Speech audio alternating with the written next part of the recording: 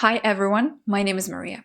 I am Ukrainian, I live in Kiev, the capital of Ukraine, and in this video I wanted to share with you what's up here in Kiev with all the blackouts recently and tell you how we as average Ukrainians are dealing with this new kind of reality and trying to live our normal lives with all the power outages and constant missile attack threats.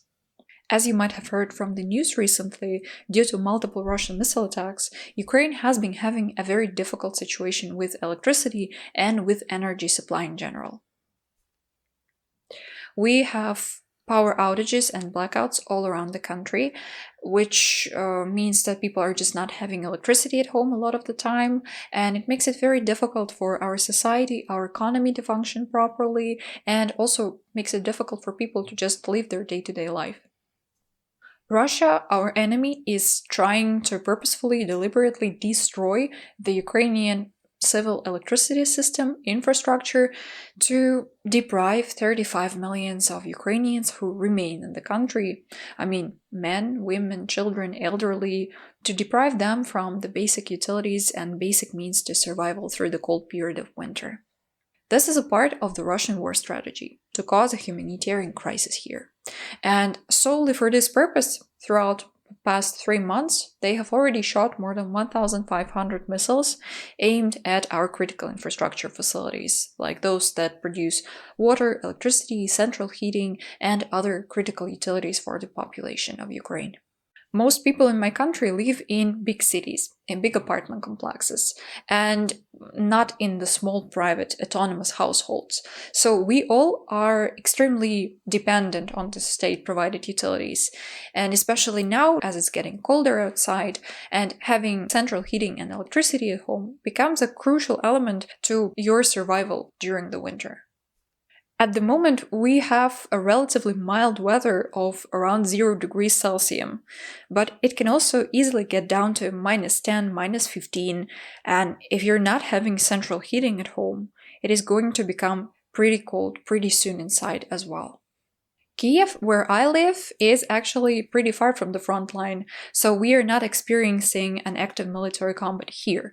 But Russians can shoot very long-distance missiles, and they can reach any part of Ukraine if they want to, so technically there is no safe place in the whole country, even though Kyiv is still relatively the most protected as it is a decision-making center. We have missile attacks every week here, and sometimes there are blackouts that happen following to the missile attacks because a lot of the infrastructure and electricity facilities have been damaged, have been literally set on fire, and our emergency services need to first put down the fire and then restore the supply chain, which takes sometimes a few days. Every time our electricity system rises back from ashes as a phoenix, but yet after so many sequential damages, the electricity system itself is so worn out already that it has lost a good chunk of its capacity, like a half of its capacity, and it just cannot provide electricity for everyone.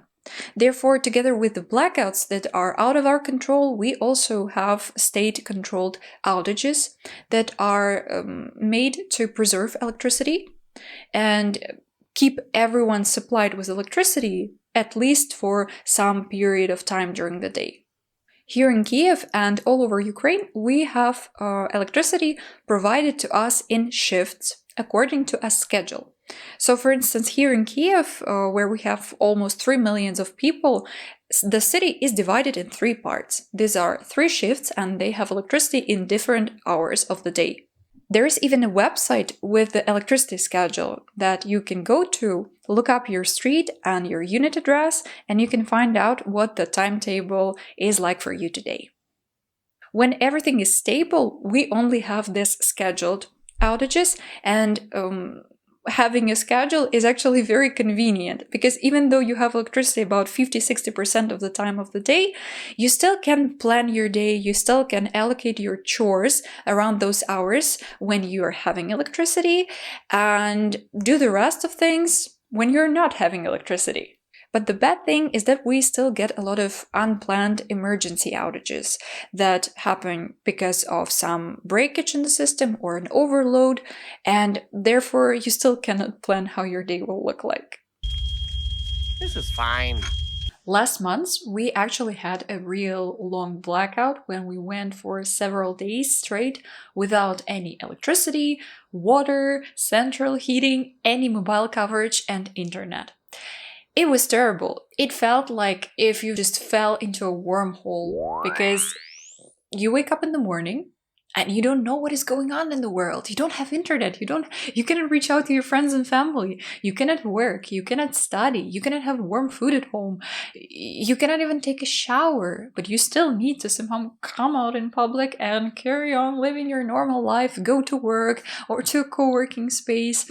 It was very difficult. And therefore now, as we're back to our normal outages, planned and unplanned outages, we are happy because you can have at least some electricity during the day. And we have learned throughout the past 10 months of the full-scale war that you can get used to absolutely anything. There is nothing that you wouldn't figure out. There is nothing that you couldn't live without, because we got used to the outages, to the blackouts, to missile attacks, to constant threats, and we also learned how to have fun and how to enjoy small things. You gotta control what you can control, and you need to just be aware of the things that you cannot control. Now I want to tell you what tactics and what habits Ukrainians have introduced, have developed for their day-to-day life to handle the power outages. First off, you want to keep your devices charged at all times and keep your power banks full as well. It's not like you normally just use your phone or your laptop and let the battery run out and then you only start charging it. No, whenever you have electricity, you must always keep everything at 100% charge, so that the first minute when there is an outage, you have all your devices full. I work remotely and I'm lucky to have 2 laptops that are both old, but each of them can hold battery for 2, 3, 4 hours, and this way I can continue working during an outage. A friend of mine, for instance, has bought a whole charging station for longer outages and blackouts that allows her and her boyfriend to charge their computers for several times. Such charging stations are pricey, and yet they are very helpful for those who have a bigger household or live with their partners.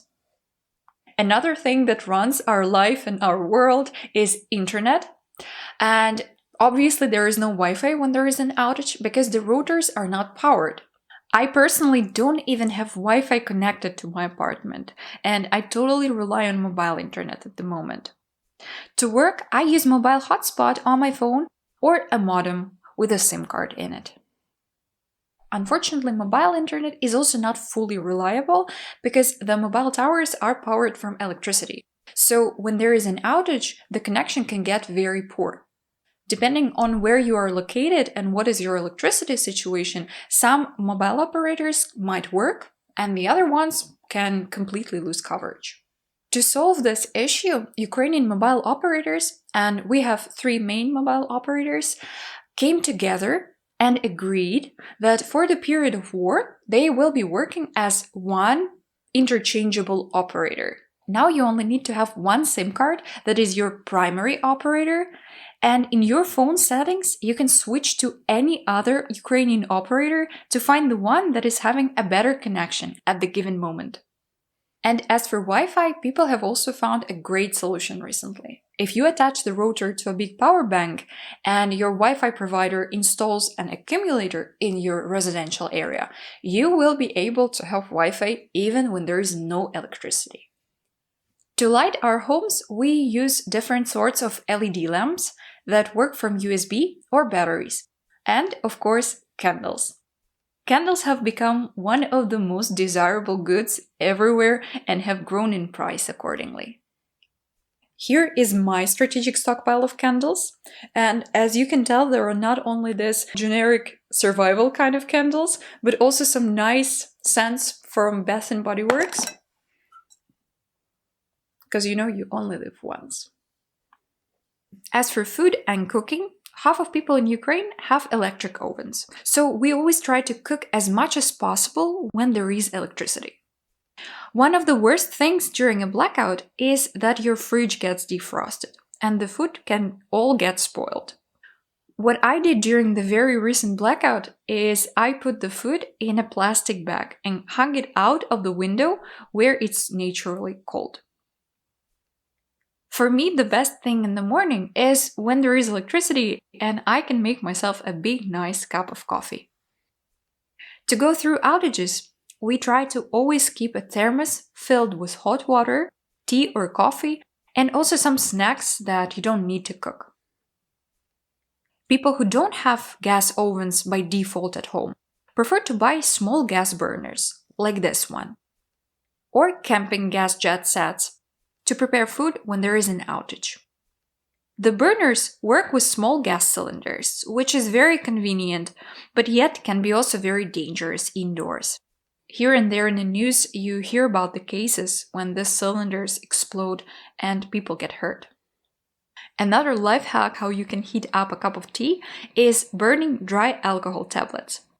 They are easy to use but very stinky as they burn, and you gotta follow the fire safety here. Now I also want to tell you what sucks exceptionally in your day-to-day life when there is a power outage or a blackout in the city.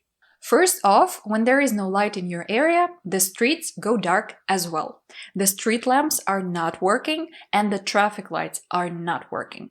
And here in Ukraine, in this part of the world, it gets dark outside at about 4 p.m. So after 4 p.m., it's completely dark outside and you're gonna literally need a flashlight to walk in the streets to see where you're stepping and not to fall into a manhole or something. All sorts of flashlights have become one of the most successfully sold products in all Ukrainian shops at the moment, as well as candles.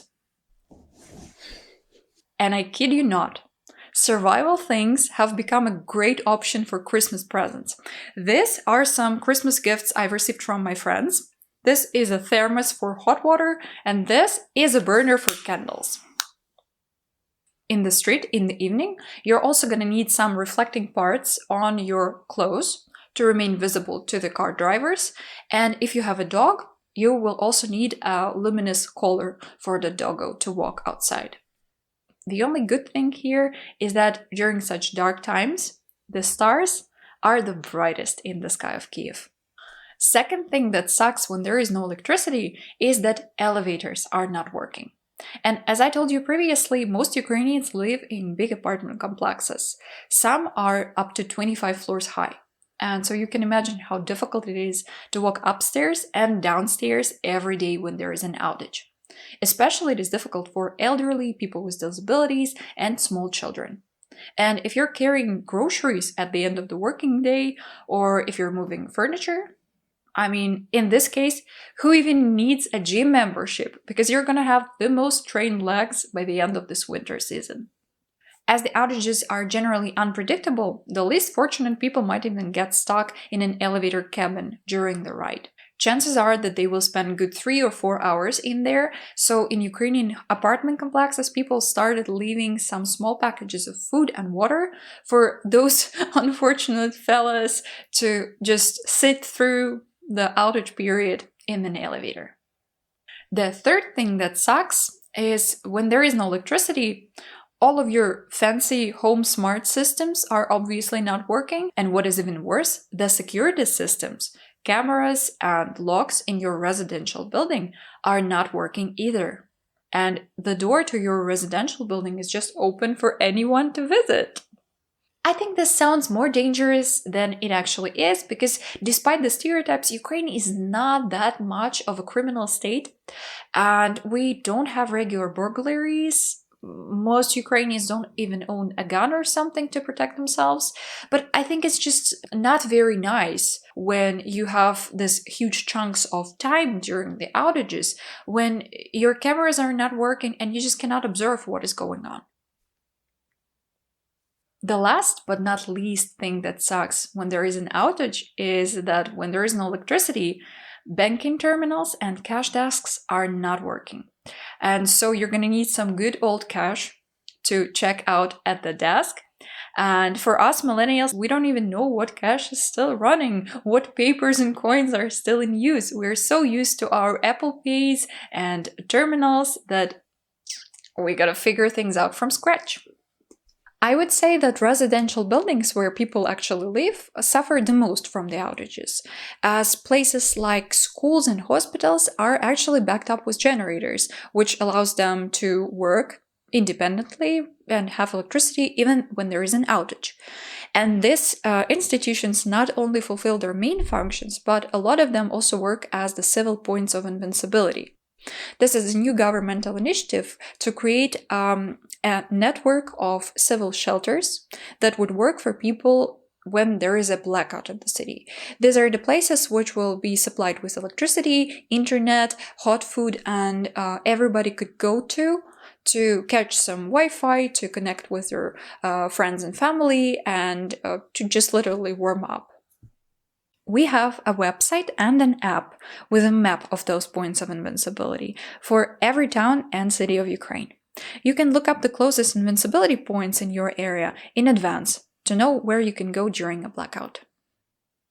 These points of invincibility were designed as the last resort for the citizens to go when there is a blackout, and I hope that there is no such long blackout that we need to actually go to those points of invincibility, but you always still need to prepare for the worst case scenario.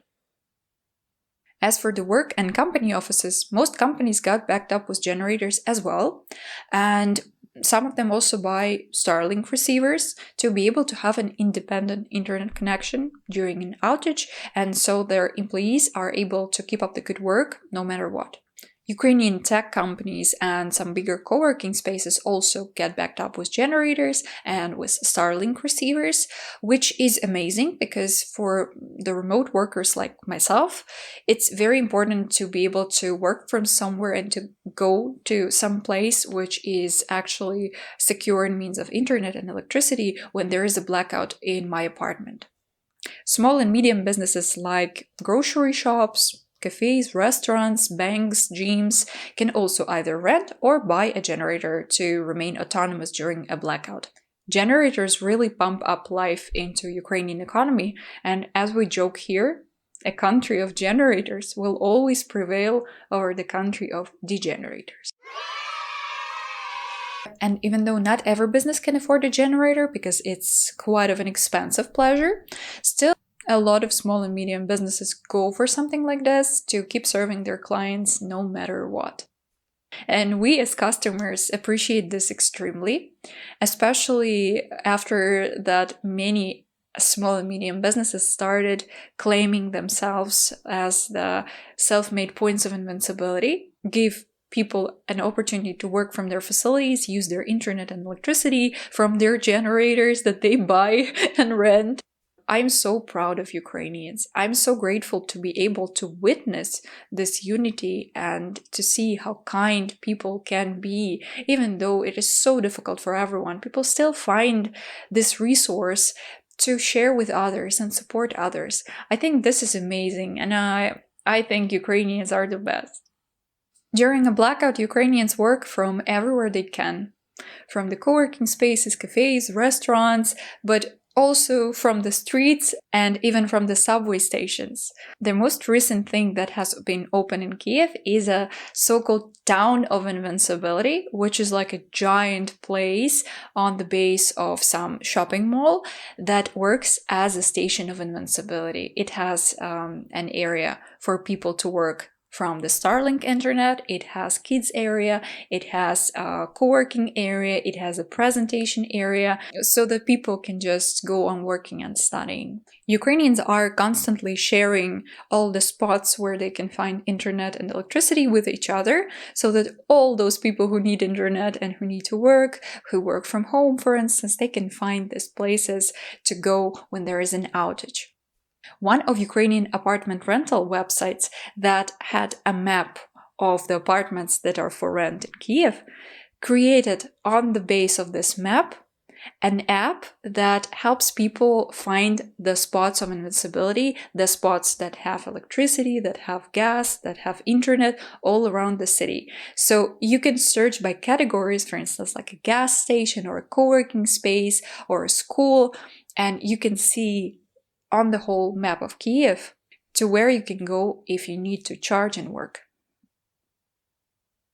As for what is coming next, what we are expecting from the future is, well, first off, we know that Russians still have much more missiles to ruin our infrastructure.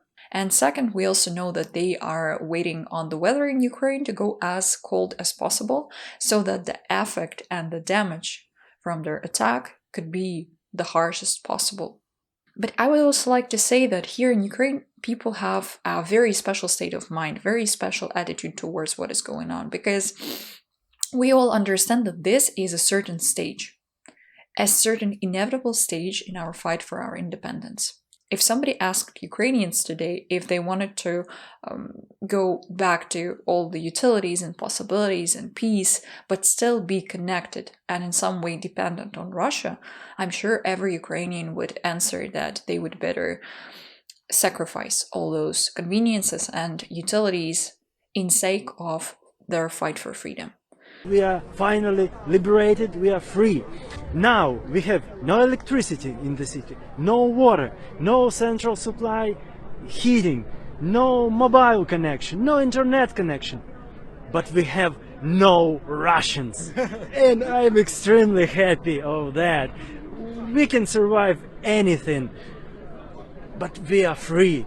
And I think that this is exactly the source of this inner strength in Ukrainians. And this is the key factor that will help us win, because we know what we stand for. And we also know that we inspire the rest of the civilized world, inspired by our patriotism, by our resilience, and the rest of the world, your support, it is something so valuable for us. I don't see how Russians' attempts to terrorize us, to break us, how they could be ever successful. That's it for today's video. I thank you very much for watching. I thank you for standing with Ukraine, for supporting Ukraine. And in case you want to donate to Ukrainian organizations that support civilians and military people, I will leave a few links in the description to this video to the trustworthy foundations that we, Ukrainians, donate our money to regularly as well. And if you want to support me as a creator, I will also leave the link to my Patreon down in the description, and I will be extremely grateful for any kind of donation, because it will help me to create more content like this and open Ukraine to the world even more. Let me know if you have any questions or if you have any ideas for the topics that you would like me to cover about Ukraine, about the current situation. And I'm gonna see you in my next video. Bye. But also some nice home thoughts. All right,